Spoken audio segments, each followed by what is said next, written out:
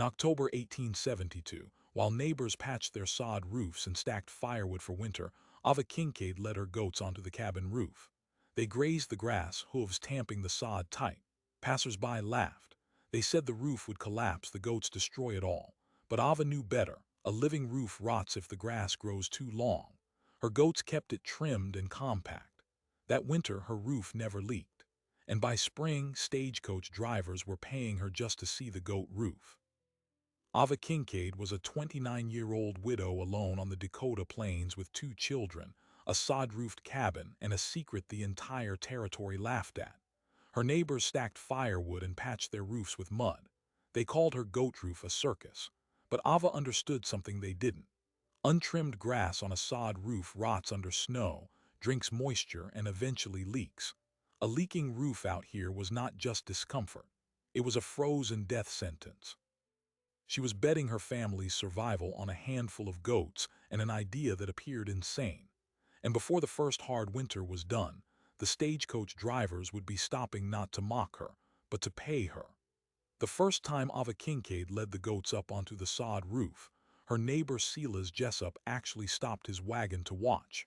Not out of curiosity, but out of the kind of raw disbelief that makes a man question what he is seeing. Silas had lived in the Dakota Territory for 14 years. He had seen plenty of strange things done by settlers who lost their minds to isolation. But a woman walking 4 goats up a plank ramp onto the roof of her cabin in broad daylight was something new entirely. He sat there with the reins slack in his hands as Ava climbed up behind them, her youngest daughter Lottie holding the hem of her dress steady from below. The goats moved with surprising grace across the thick prairie sod, immediately lowering their heads and beginning to pull at the grass that grew in uneven clumps across the roofline. Ava simply stood near the peak in her faded blue prairie dress, watching them work like she was supervising a harvest. Silas shouted from the trail, asking if she had lost her senses. Ava did not answer.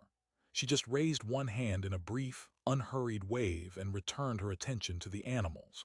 The goats chewed methodically. Their hooves pressed the sod down as they walked, compacting the thick mat of roots and soil that covered the cabin roof. It was the 3rd of October, and the early morning air already carried the cold promise of winter. Silas told the story that evening at the trading post. By the following Sunday, half the homesteads in the valley knew about the goat woman on the North Ridge. Most of them laughed. A few shook their heads and muttered about women left alone too long after their husbands died. But nobody offered to help. Nobody ever offered to help. Ava Kincaid had stopped expecting help 2 years earlier, when her husband Thomas died of lung fever in the middle of a January freeze. She had been 27 years old with a 5-year-old boy, a 3-year-old girl, and a 160-acre claim that still needed its final papers. The land was good enough. A creek ran along the eastern edge, and the prairie soil grew wheat if you did not mind working yourself half to death. But the cabin Thomas had built was what worried her most, because it was a sod house like nearly every other on the frontier, and sod houses had a problem nobody liked to discuss. A sod roof was a living thing. The thick layer of prairie grass and roots kept the rain out, held the heat in, and settled over the curved timber supports like a blanket. But that grass had to be cut short, kept trimmed, kept from growing into a tangled mat that held moisture against the soil underneath. If the grass grew too long before the first winter snow, it would trap water inside its roots. Then the snow would press it down, rot would set in, and by spring the roof would leak, sag, and eventually collapse. Some families patched their roofs with fresh clay every autumn. Others burned the grass off with controlled fire, which was almost as dangerous as the leak it was trying to prevent. Most simply prayed for a dry winter and spent March bailing water from their floors with buckets. Ava had watched Thomas patch their roof every fall, adding fresh-cut sod strips to the weak spots where the grass had rotted the year before. The work took him nearly a week, and even then, the bedroom corner still dripped during the spring thaw. She had asked him once whether it would not be simpler to keep the grass trimmed all year, and he had laughed, not unkindly, and said that no person alive had time to mow a roof. But a goat did. The idea had come to her 3 springs after his death, while she watched the goats grazing the creek bank behind the cabin. They kept the grass cropped smooth and low, no matter how fast it grew. Their hooves packed the soil without tearing it. She remembered the way her grandmother in County Clare had kept goats on the thatched cottage roof sometimes, not for work, but because the animals simply liked climbing there and eating the moss. The roof never leaked. The thatch stayed tight. The men had called it an old wives' trick, but the roof had held. So she built a ramp. It was nothing more than two long pine planks with cross boards nailed between them, braced against the eave on one end and the ground on the other. She trained the goats to climb it by scattering handfuls of dried corn up the slope. Within a week, they scrambled up like they had been doing it all their lives. The neighbors came by to stare. Sometimes they brought others. They gave the place the name Kincaid's Circus, which her son Nathaniel heard once and cried about until Ava told him it did not matter what they called it. What mattered was whether the roof held water. Nathaniel was 7 years old by then and already understood the weight of winter. He had watched his father die in this same cabin. He had helped bale the bedroom corner with a tin cup while his mother held a lantern and tried to keep the baby dry. He did not laugh at the goats on the roof. He helped his mother walk them up the ramp every morning and down every evening without being asked. The trouble came 2 weeks after she started. A late autumn thunderstorm rolled across the basin, heavy with rain and sudden wind. The goats were already down for the night, but the sod was still freshly cut and loosened from their grazing. Rain hammered the roof for most of an hour, and by the time it passed, the bedroom corner was dripping again, worse than before. It was not a leak yet, not exactly, but it was a warning. Ava stood in the dark with a lantern, watching water crawl along the ceiling beam, and felt the first cold edge of doubt. Maybe Silas Jessup was right. Maybe goats were too heavy. Maybe their sharp hooves tore the roots apart instead of packing them. Maybe she had gambled her children's shelter on a half-remembered story from a grandmother who lived 4,000 miles away. She did not sleep that night. She sat by the stove, working through the problem the way she had learned to do on a farm where there was no one else to solve it. By morning, she had a plan. She took the wagon down to the creek and cut 24 young willow branches, thick as her wrist, and hauled them back to the cabin. Then she climbed onto the roof with the goats, her dress tied up around her knees, and began weaving the willow into the sod itself. She laid the branches in a crosshatch grid just under the grass roots, staking them down with wooden pegs she whittled from scrap pine. The willow web spread the goats' weight across a larger surface, so their hooves could not punch through to the soil below. It held the sod tighter together, giving the roots a lattice to cling to, and it created small air channels beneath the grass, letting moisture drain away instead of soaking into the dirt. The work took her 3 days. By the end of it, the roof had a skeleton nobody could see from the ground. It looked the same as before, a grassy slope with goats grazing contentedly across it. But underneath, it was something new entirely, something she had invented. The first dusting of snow fell in the second week of November. The goats were already down for the winter, penned in the small sod shed behind the cabin where their bodies helped warm the north wall. Ava climbed the ramp one last time before the snow grew heavy, checking every willow stake, pressing her boots into the sod to test its firmness. It held. That evening, a freight wagon stopped on the trail below her claim. The driver was a woman named Martha Irons, who ran supplies between the fort and the distant settlements along the river. Martha had heard the stories about the goat roof months earlier and had laughed along with everyone else. But now she looked up at the cabin through the dimming light and noticed something that made her pause. The roof grass was short, yes, but it was also even. The thickness looked uniform across the entire slope, with no bare patches, no weedy overgrowth, no places where the sod had begun to peel away from the eaves. Martha had seen enough sod roofs to know that most of them never looked that way. They were lumpy, uneven, half-rotted before the winter even began. Ava stood at the edge of the roof, a silhouette against the pale gray sky. She did not wave or call out. She just looked down at Martha with that same calm, unhurried stare she had given Silas Jessup weeks earlier. Martha did not laugh this time. She flicked the reins gently and drove on, but the image of that perfect grassy roof stayed with her. 5 weeks later, The temperature dropped so far that water thrown from a bucket froze before it hit the ground. The sky thickened with flat gray clouds that stretched from horizon to horizon without a single break. Snow began falling just after sundown on the 21st of December, and it did not stop for 2 full days. The wind drove it sideways across the basin at 40 miles an hour, building drifts against every upright surface for 50 miles. Inside the cabin, Ava fed the stove with split pine and listened to the storm. The children slept on a pallet near the fire, wrapped in every blanket they owned. Water dripped from no beam. The bedroom corner was dry.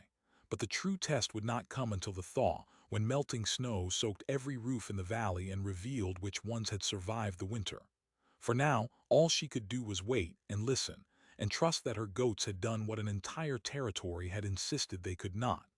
The thaw began on the 15th of March, slow and silent. For 2 days, water dripped from the eaves in a steady rhythm, carving channels through the softening snow around the cabin walls. Avalanches of wet snow slid off the roof at odd hours, startling the goats in their shed. Then the morning came when Ava woke to a sound she had not heard in 3 winters. Nothing. No dripping. No creaking. Just the crackle of the stove and the distant rush of the creek, swelling now with meltwater. She pulled on her boots without speaking and climbed the ramp while the children still slept. The roof grass was still brown, still flattened from the weight of snow, but underneath the sod was firm. She pressed her palm into the surface. It gave slightly like healthy soil should, not the spongy softness of rot. Then she walked to the bedroom corner, the spot that had leaked every spring since Thomas built the cabin. She ran her fingers along the ceiling beam. Dry, not damp, not stained. Dry. She stood there in the gray morning light, her breath fogging in the cold, and allowed herself to feel something she had not felt since October. Hope. But she also felt the weight of what came next, because a dry roof meant the experiment had worked, and if it had worked, then everything the neighbors believed about goats and roofs was wrong. And men on the frontier did not like being wrong about the things they had laughed at. 3 days later, Silas Jessup rode up the trail with his eldest son. His own cabin, a mile and a half south along the creek, had taken water badly during the thaw. The bedroom was soaked. His wife had been bailing with a milk pail through the night. Silas had spent the morning patching the roof with frozen mud, his hands cracked and bleeding from the cold. He did not say any of this when he arrived. He just sat on his horse and stared at Ava's roof with the same expression he had worn in October, except now it was not amusement. It was something closer to hunger. Ava stood on the porch, a wool shawl wrapped around her shoulders, and did not speak first. Silas finally asked if the roof had leaked. She shook her head. He asked how. She told him about the willow grid, the trimmed grass, the way the goats' hooves packed the soil tighter than any human tool could. He listened without interrupting, which was unusual for Silas Jessup. Then he asked to see it. She led him up the ramp. For nearly 10 minutes, the man knelt on her roof, probing the sod with his knife blade, digging shallow holes, testing the drainage channels between the willow stakes. His son watched from below with the same confusion Benny Vale once wore in a different basin, watching a different father who seemed to see things others could not.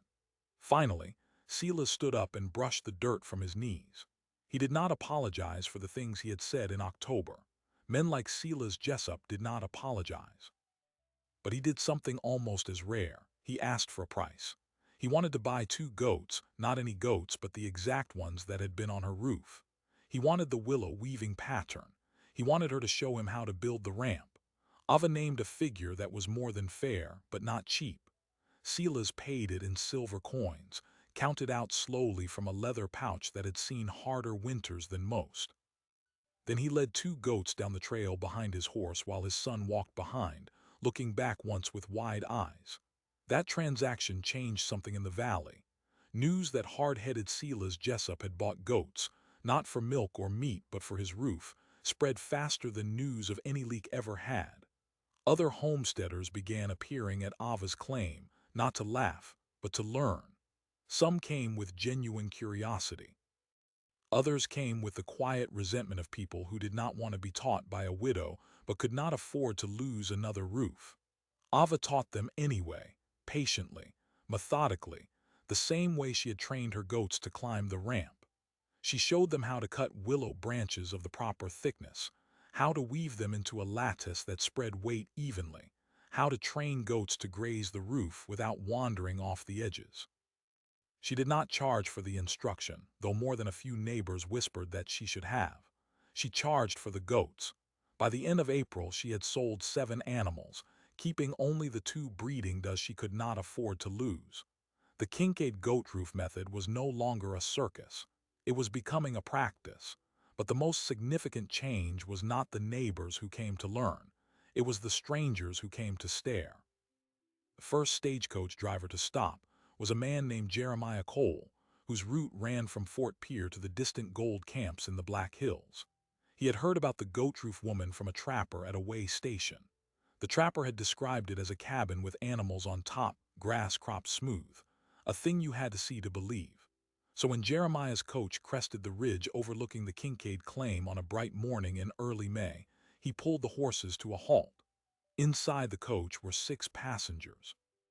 They leaned out the windows and saw a woman standing on her roof with 2 goats, calmly inspecting the fresh green grass that was already beginning to grow through the willow lattice. Jeremiah could not explain why he stopped. It was not an official stop. There was no station, no meal house, no reason to delay the schedule. But something about that image, a woman and her goats silhouetted against the enormous prairie sky, made the entire coach fall silent. Ava noticed the stopped coach and climbed down the ramp, brushing grass from her apron. Jeremiah called out, asking if they might have water for the horses. She pointed toward the creek, then added, as though it were the most natural thing in the world, that she could make coffee for the passengers while they waited. She had no formal storefront, no menu, no sign. Just a fire pit outside the cabin, a tin pot, and a supply of dried coffee beans she had traded for earlier that spring. The passengers climbed down stiffly, stretching their legs, and within 20 minutes, 6 strangers were sitting on wooden crates around her fire, drinking hot coffee and asking questions about the goats. Jeremiah Cole watched the scene with something between amazement and calculation. He had driven this route for 11 years. He knew every water stop, every meal station, every place a passenger might want to pause. None of them were here. Yet here were 6 paying customers, voluntarily drinking coffee from a widow's tin pot because a goat had walked across a roof. When the coach finally rolled away an hour later, late for its own schedule, Ava Kincaid had $3 in coins on her table and a proposition forming in her mind. She did not waste time. By the following week, she had built a small wooden sign at the trail bend. Kincaid's Rest, water, coffee, and the goat roof cabin, 12 cents. Her son Nathaniel painted the letters with charcoal mixed with creek water while Lottie held the board steady. It was not elegant. The letters were uneven, and the sign listed slightly in the wind. But it was visible from the trail, and that was all that mattered. Jeremiah Cole stopped again on his next run, this time on purpose. He brought 12 passengers. Then other drivers began routing their coaches past the claim, adding a few minutes to the journey in exchange for the novelty of seeing the roof goats. The Black Hills Pioneer, a fledgling newspaper, sent a reporter named Clement Hughes to investigate what they were calling the 8th wonder of the Dakota Territory. Clement was a lean, cynical man who had covered gold strikes, Indian conflicts, and enough frontier frauds to trust nothing he heard before seeing it himself.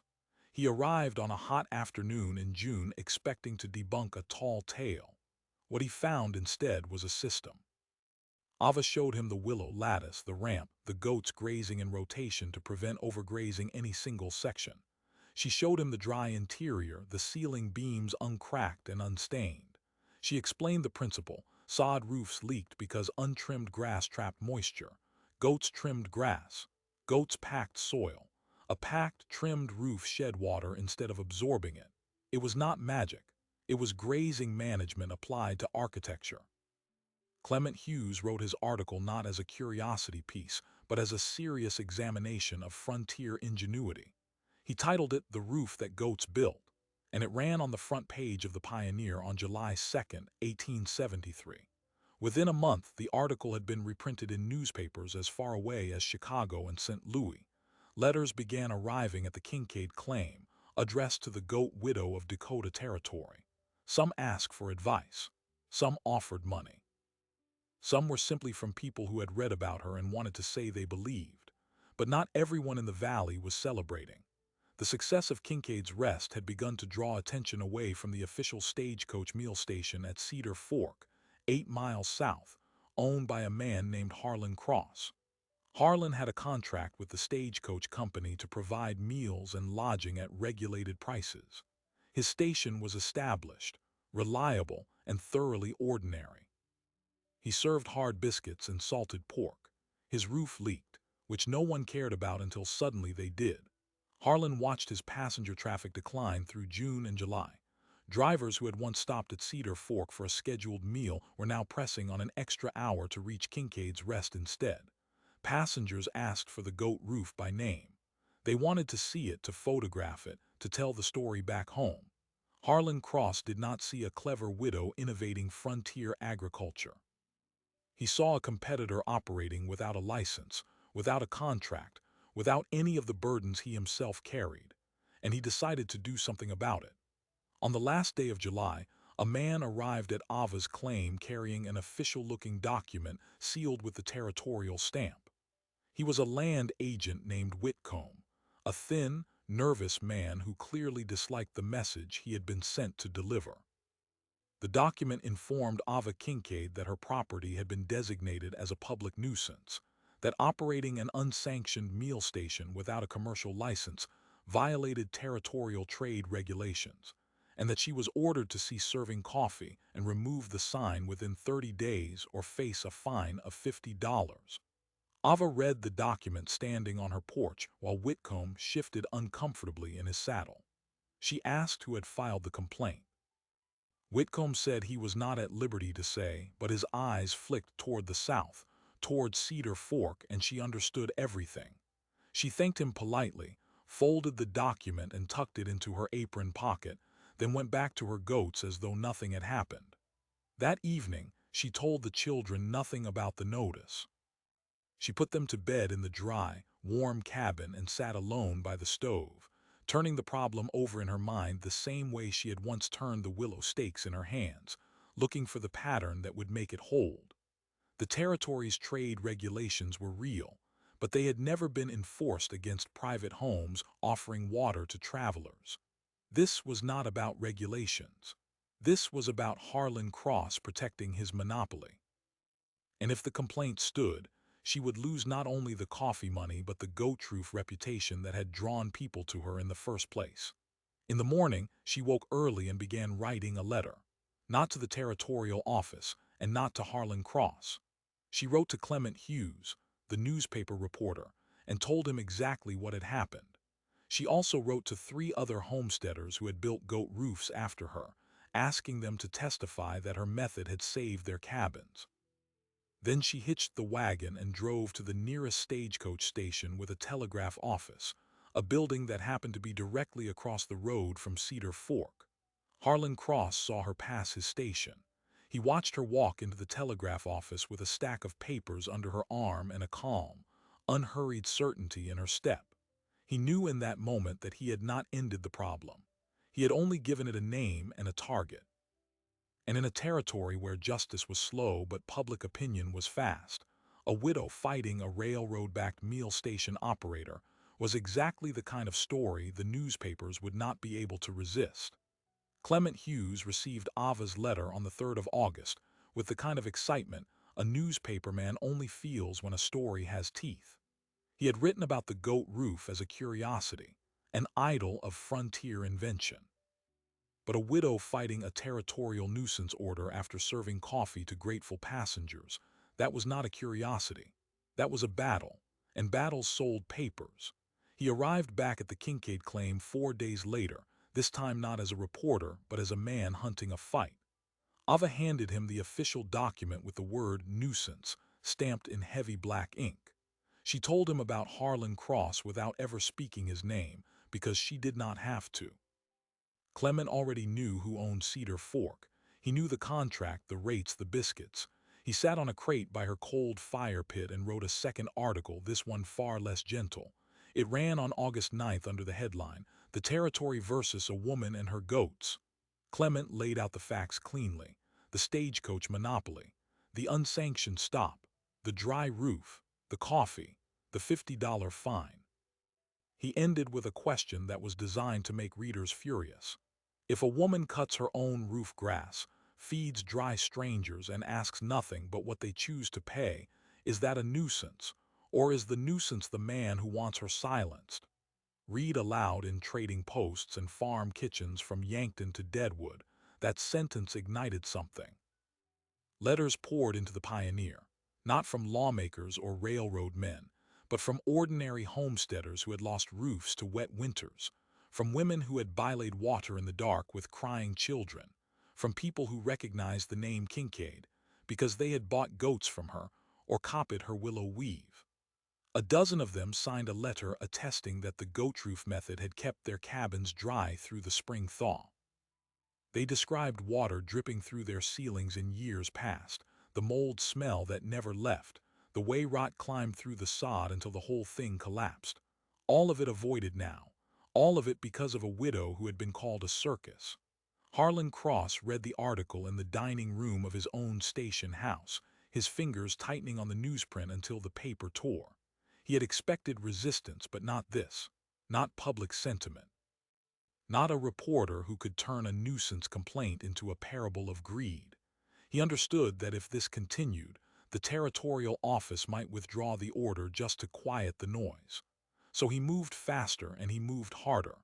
3 days after the article ran, a second official arrived at Ava's claim. This one was not a nervous land agent. He was a territorial health inspector named Buford Crane, a man with a thick neck and a permanent frown, whose entire job seemed to consist of finding violations where no one else had thought to look. He examined the goat shed. He inspected the fire pit where coffee was boiled. He scrutinized the outhouse and the creek bank and the ramp. He asked questions that were not questions at all, but traps. Had she paid the livestock tax for animals grazing on a structure?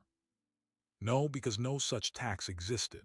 Had she obtained a food handling permit for serving coffee to the public? No, because private homes were not required to do so. Did she quarantine new goats before introducing them to her herd? She did, but he did not write that down.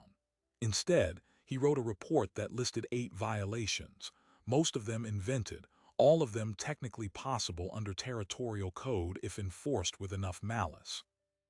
The report recommended a fine of $120 and the immediate cessation of all commercial activity at Kincaid's Rest. It went to the territorial clerk in Yankton, where it landed on the desk of a man named Lyman Sturgis, who owed his position to the Stagecoach Company's political influence. Sturgis signed the enforcement order without reading past the first paragraph.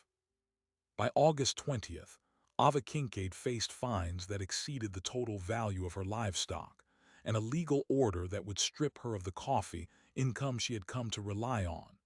But here is the thing about Ava Kincaid that nobody on the frontier had quite understood yet. She did not panic under pressure. She did not cry or plead or throw herself on the mercy of indifferent officials. She simply looked at the enforcement order and recognized it as the same kind of problem she had faced with her leaking roof. A heavy weight pressing down, threatening to rot everything she had built. And just like that roof, the answer was not to push back blindly, but to spread the weight across a wider surface. She wrote to every homesteader who had ever bought one of her goats. She wrote to the 3 drivers who had begun stopping at her claim regularly. She wrote to Clement Hughes again, enclosing a copy of the health inspector's report with notes in the margins pointing out every factual error. Then she did something that truly surprised the territory. She took her wagon to Cedar Fork and walked directly into Harlan Cross's station house.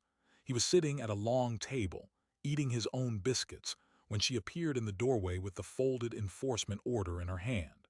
The room went quiet. Travelers paused with their forks halfway to their mouths. Harlan looked up, and for a fraction of a second, something very close to fear moved across his face. Not fear of her, but fear of the scene she might make. Women on the frontier did not often confront men publicly, but when they did, people remembered. Ava did not raise her voice.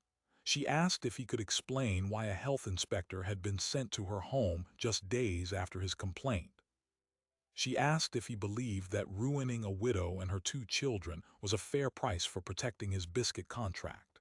She asked if he had ever, in all his years serving travelers, considered that a woman with a dry roof and hot coffee might actually improve the entire route rather than threaten it.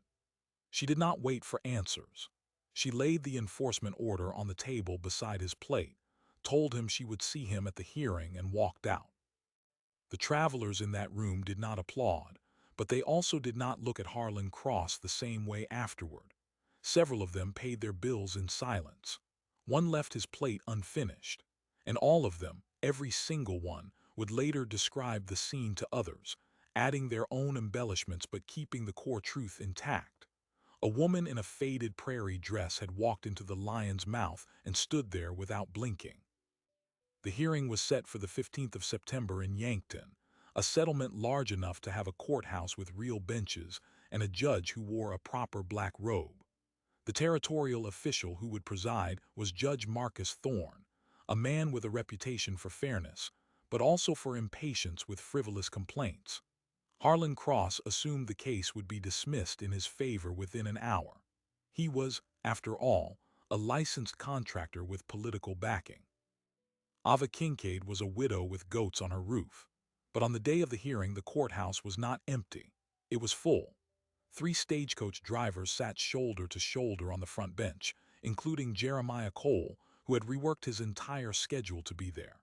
6 homesteaders from Ava's Valley occupied the row behind them, each one ready to testify that their roofs were dry because of her method. Clement Hughes sat in the corner with a fresh notebook, his pen already moving. And outside the courthouse, tied to a post, were 2 goats. Ava had brought them not as a stunt, but as evidence. She intended to demonstrate, in front of the judge and everyone present, exactly how a goat's hoof compacted soil without tearing it, how the willow lattice spread weight, how the grazing pattern kept grass at the perfect height. She had brought a section of sod roof that she and Nathaniel had cut from a test plot, placed on a wooden frame, and allowed the goats to walk across while the judge watched. It was, in its way, a piece of theater, but it was theater built on truth. Harlan Cross testified first. He spoke about regulations, about public health, about the danger of unsanctioned food service on a frontier trail. He painted Ava as an opportunist operating outside the law, endangering travelers with unregulated coffee and unlicensed animals. His voice was steady, his manner confident. Then Buford Crane, the health inspector, took the stand and recited his list of violations with the flat assurance of a man who believed his own lies. Then Ava stood up. She did not have a lawyer. She did not have prepared remarks. She simply began to speak, quietly and clearly, about her husband, about the bedroom corner that dripped every spring, about the night she decided to try something old instead of something new. She described the willow lattice and the ramp and the training. She described Silas Jessup, the hardest man in her valley, kneeling on her roof and asking to buy goats. She described the passengers, dusty and tired, drinking her coffee in the shade of a cabin that did not leak. And then she led the goats into the courtroom.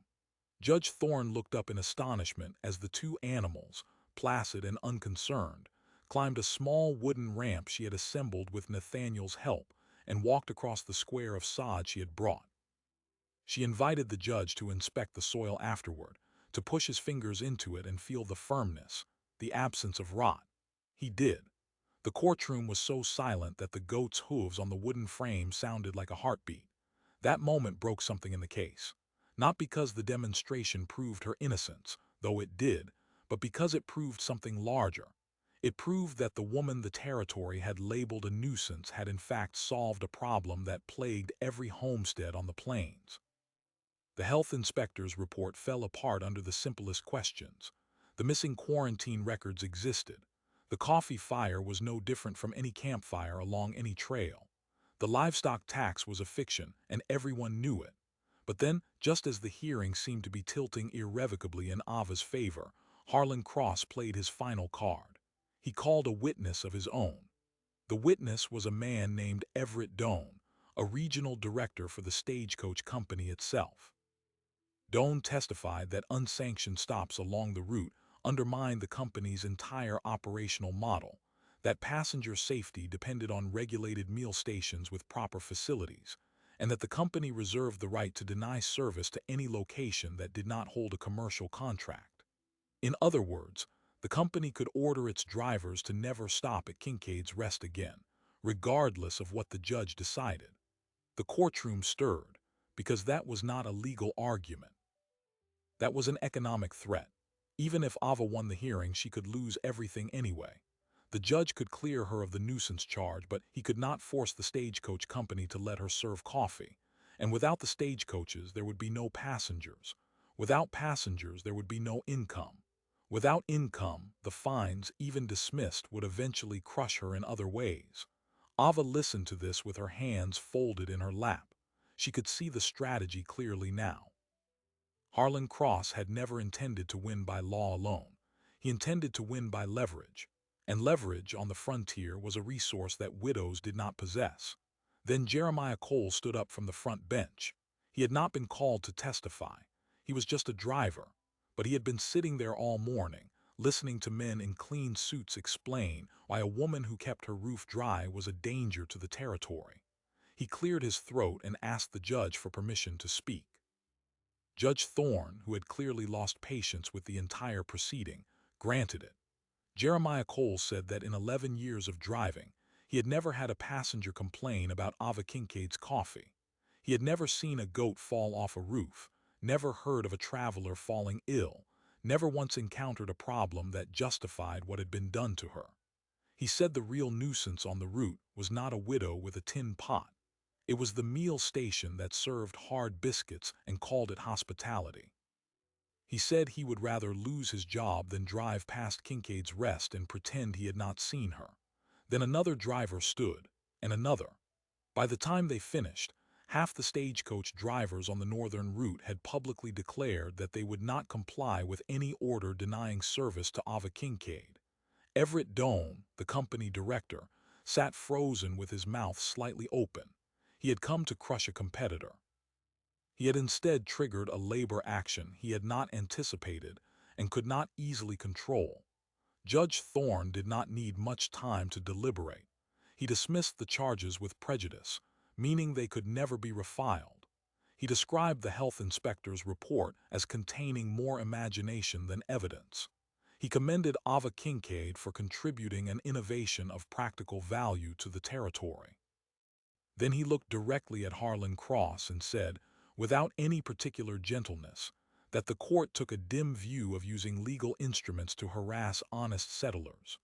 The word harass hung in the air like smoke, but the case was not truly over because the stagecoach company still had to decide how it would respond. Ava walked out of the courthouse into the bright autumn sunlight with her goats on a lead, surrounded by supporters, yet knowing that the most important verdict had not yet been delivered. 3 directors from the company were scheduled to meet the following week to review their route contracts.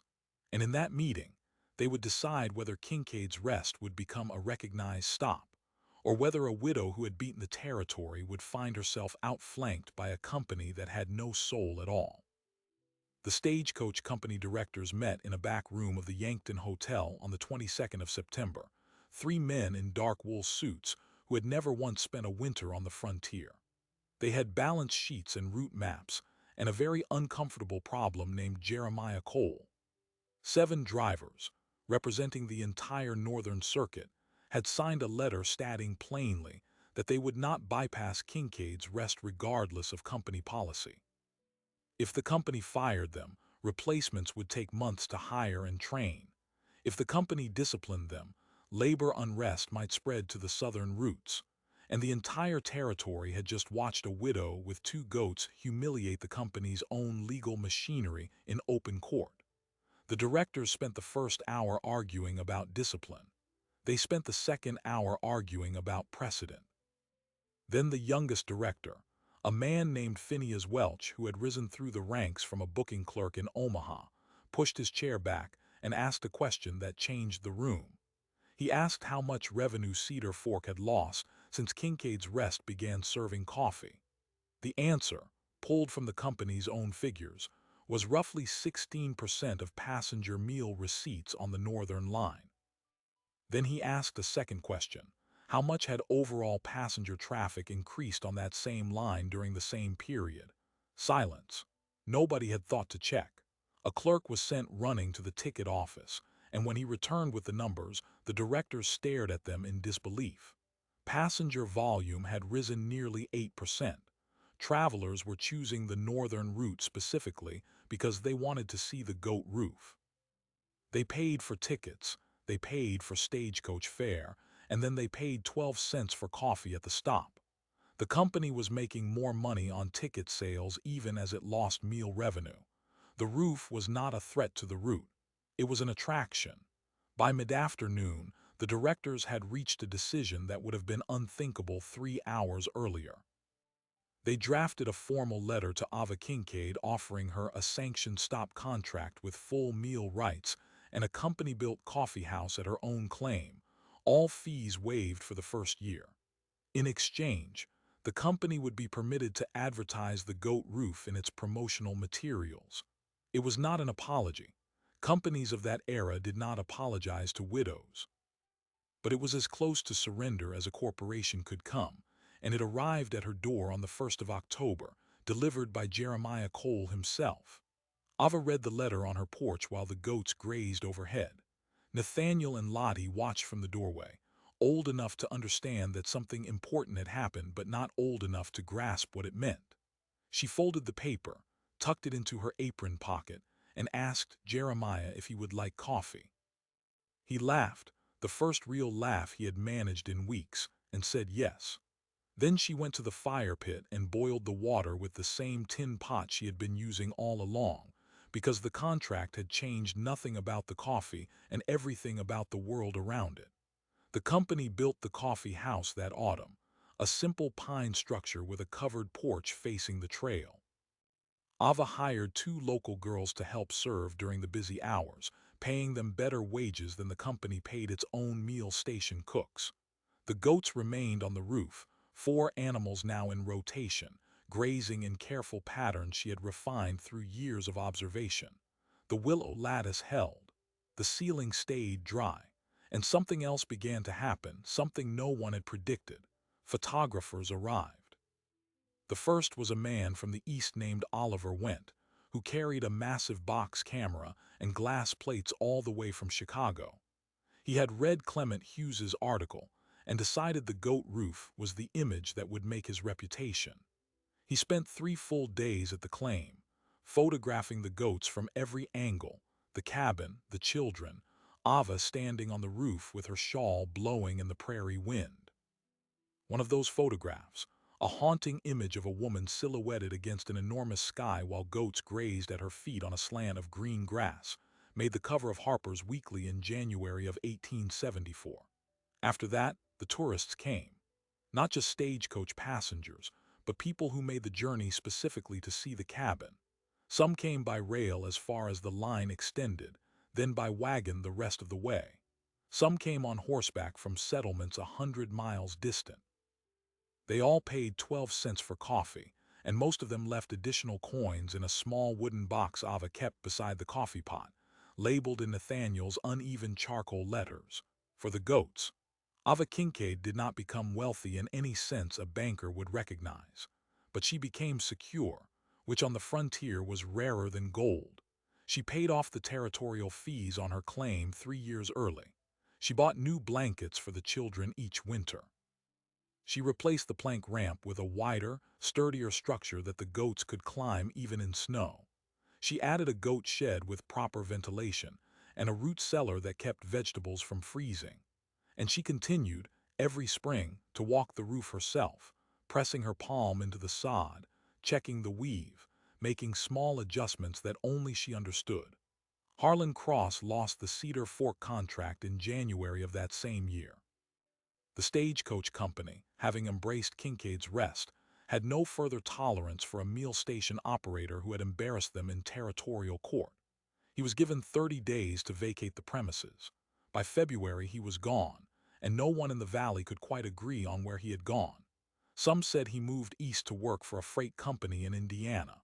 Others said he opened a livery stable in Nebraska and never spoke of meal stations again. The truth did not matter to the valley. What mattered was that Cedar Fork sat empty, and the passengers who once ate hard biscuits there were now drinking coffee beneath a roof covered in goats. Silas Jessup became an unlikely evangelist for the Kincaid method. The man who had laughed at the ramp in October had now built one of his own, and his roof was dry for the second winter running. His wife, who had bylaid water with a milk pail through the worst springs of her life, began telling other women that the goat roof had saved her home. Silas never said the words thank you, but he did something more meaningful.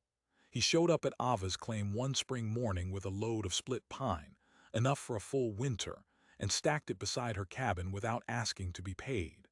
By 1875, more than 40 homesteads in the Dakota Territory had adopted some version of the goat roof. Not all of them used goats. Some used sheep, which were gentler on the sod but harder to train. A few used calves, which worked until they grew too heavy. But the principle spread, and with it spread a quiet acknowledgement that the woman on the North Ridge had not been lucky. She had been right. In the summer of 1878, a traveling professor of agriculture from the land-grant college in Ames, Iowa, came to study the Kincaid roof formally. His name was Dr. Amos Whitfield, and he spent 2 weeks measuring sod depth, drainage rates, and thermal retention. He published a paper the following year titled Zoological Sod Maintenance in Arid Plains Architecture, which was as dull as it sounded but which established, in the language of science, what homesteaders already knew. Goats maintained sod roofs more effectively than human labor, and the willow lattice prevented structural failure. Ava Kincaid was cited as the innovator.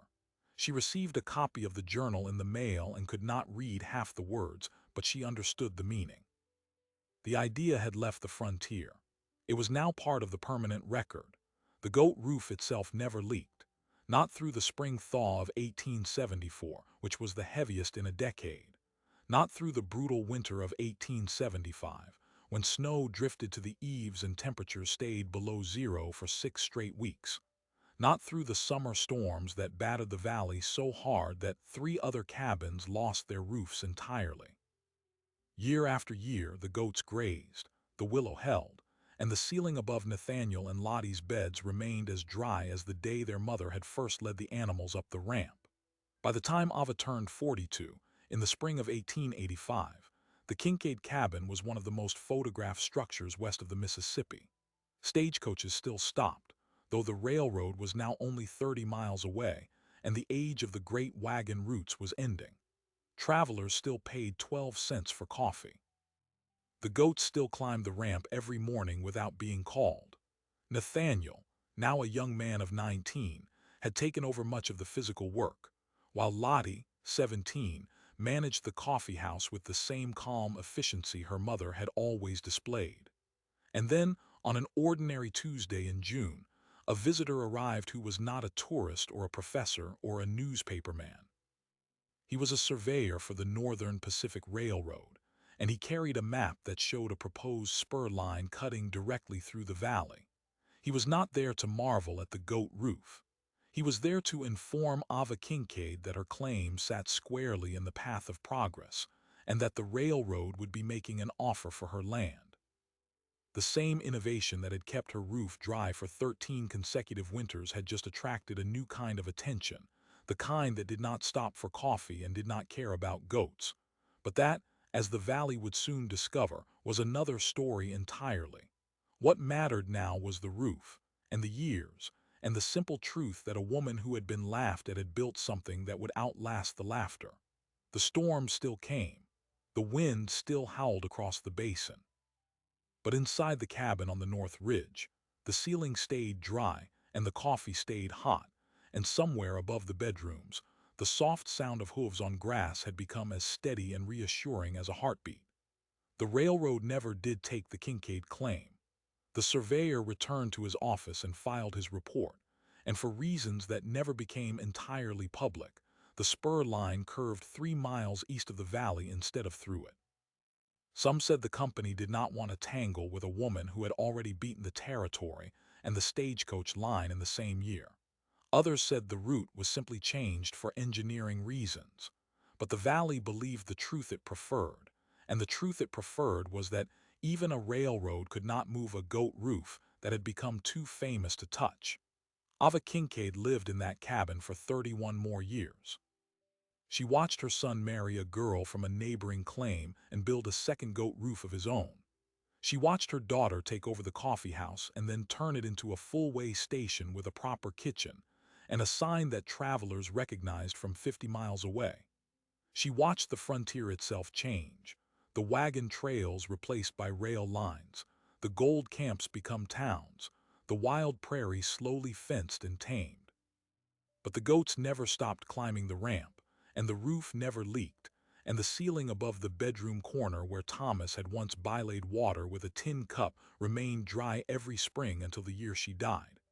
The cabin still stands. It is no longer a home but a historical site, maintained by a small trust established by Nathaniel's grandchildren. The roof is still sod. The goats are still there, not the same animals, of course, but descendants of the same breeding line, grazing in rotation across the grass that still grows thick and even above the old willow lattice. Every few years, a preservationist climbs up to check the weave, and they always find the same thing: soil that is firm, drainage that is working, roots that have never once been allowed to rot. What Ava Kincaid understood, and what the entire valley had missed, was that a problem is not always solved by doing more of what you already know. Sometimes the answer is not a better fence or thicker clay or more firewood. Sometimes the answer is an animal that already knows how to graze, walking across a roof that was always meant to be a pasture.